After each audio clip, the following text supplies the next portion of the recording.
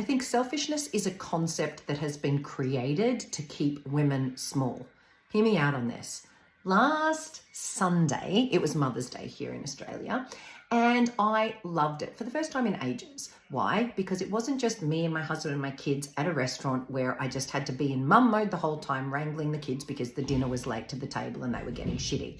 Instead, my beautiful sister, bless her, organised for me and my family and her family and one of her friends and their family to go to a winery for lunch.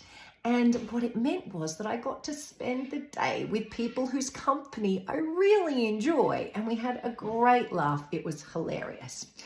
The next day, I was reflecting on how lovely it was and how perhaps it was the first Mother's Day that I've really deeply enjoyed for a very long time.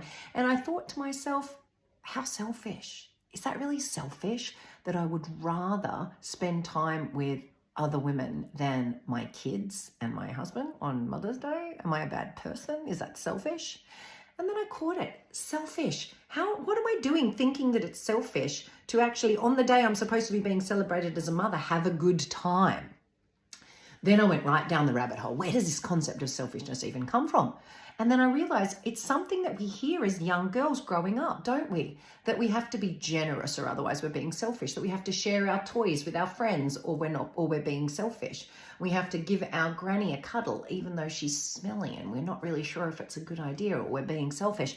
We have to, we're ultimately what we're told is that if we don't put other people's needs ahead of our own, then we're being selfish. That's what we hear as young girls growing up. So we get to the point where we're adults and it's really tough for us to actually look after our baseline needs. Not the things that we desire or that bring us joy or that bring us pleasure, but baseline needs, things that mean that we are okay mentally and physically.